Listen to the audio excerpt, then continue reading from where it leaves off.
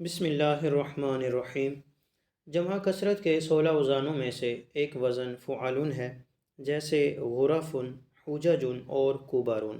غرفن غرفتن کی، حججن حجتن کی اور کبرن کبرا کی جمع ہے۔ دو چیزوں سے جمع کثرت قاعدتاً قیاساً اس وزن پر آتی ہے۔ الاول اسم علی وزن فعلۃ، پہلے نمبر پر وہ اسم جو فعلۃ کے وزن پر ہو۔ تو کوئی بھی اسم جو فعلۃ کے وزن پر ہو اور پھر اس کی جمع فعلون کے وزن پر آ رہی ہو تو اس کی جمع کا فعلون کے وزن پر آنا موافق قیاس ہوگا۔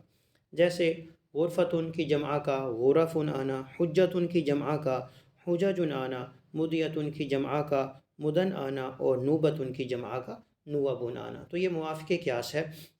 وجہ یہ ہے کہ یہ سارے کے سارے اسما فعلۃ کے وزن پر ہیں، لیکن اگر کوئی اسم جو فعلۃ کے وزن پر نہ ہو اور پھر اس کی جمع اس وزن پر آ رہی ہو تو اس کی جمع کا اس وزن پر آنا خلاف قیاس اور شاذ ہوگا۔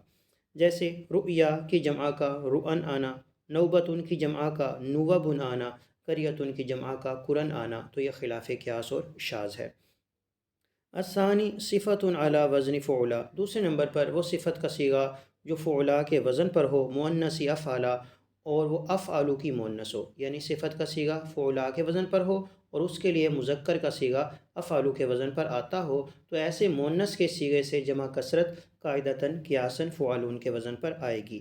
جیسے کبرا جس کا مذکر اکبر ہے تو کبرا کی جمع کا کبرن آنا، یوں ہی صغرا جس کا مذکر اصغر ہے اس کی جمع کا صغرن آنا، تو یہ موافق قیاس ہے۔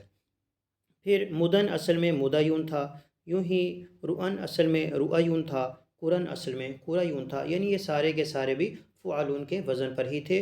پھر یہ ہوا کہ یا متحرک ماقبل مفتوح کو الف سے بدل دیا، یہ مدان، رؤان اور قرآن ہوئے، اور پھر الف اجتماعی ساکنین سے ساکت ہوا تو مدن، قرن اور رؤن باقی بچ گئے۔